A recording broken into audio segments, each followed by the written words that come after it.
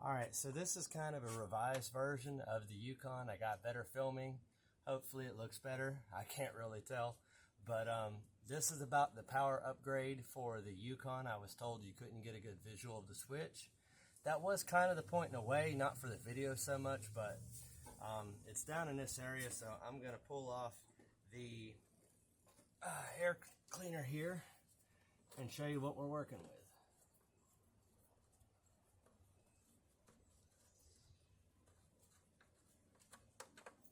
Got to get that off, and then I've got my mass airflow and then my intake temperature switch or sensor.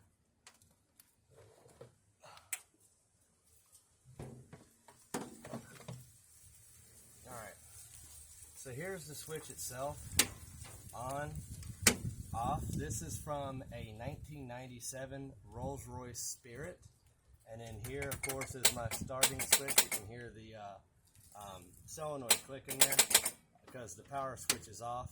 I've got some stuff off right now and this is sitting up here, but I've got one of these big cables run down to the starter. I've got one running back up here to the battery for positive. This is a positive switch system.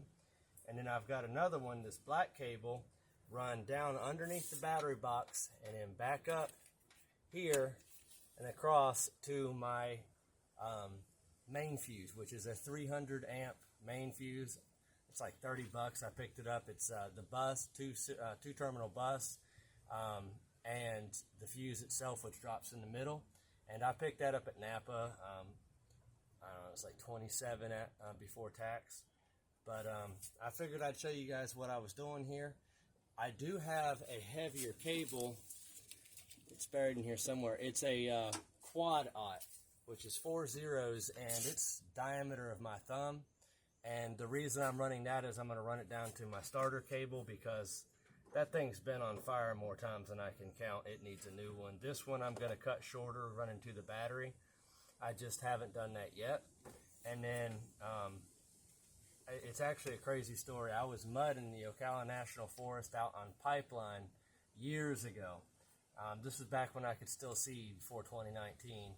And what had happened was the starter terminal going from the battery to the starter solenoid, the solenoid stud had pulled out and it came off and grounded against my frame, set the terminal on fire and melted the terminal and the battery.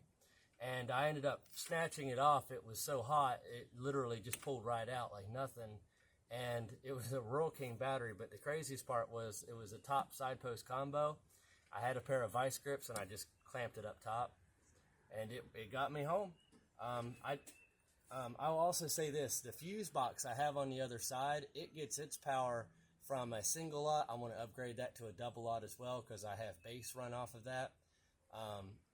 But I have it also on the service block, which I need to put that back on. There we go. But I think it's looking good. I got some of this cable, like the one for the power itself to the battery from the switch, is actually from an old Ford arrow nose that we cut apart. And same with the conduit here. It looks good. It's the same stuff. And a cool trick, a video I'm going to do in the future, is alternators. Do not go and pay exuberant amount of money for a chrome alternator when you don't have to. If you've got a little bit of time, you can do it for much cheaper. You sand it down, it's aluminum, you polish it. I'm going to do a video about that in the future, and same goes for the AC compressor on the other side. Make it look just like chrome, and it does not rot. It does not, I mean, it can corrode, but no worse than what it will already. And if you really wanted to do that, tape it off and spray it in paint. You can also clear coat it. There's a couple of brands of mechanical adhesion clear coat you can use.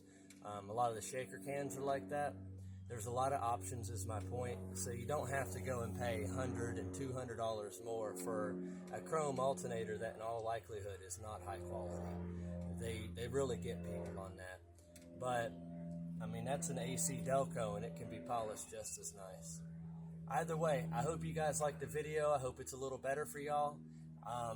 I hope you guys are having a wonderful day and happy Passover. God bless.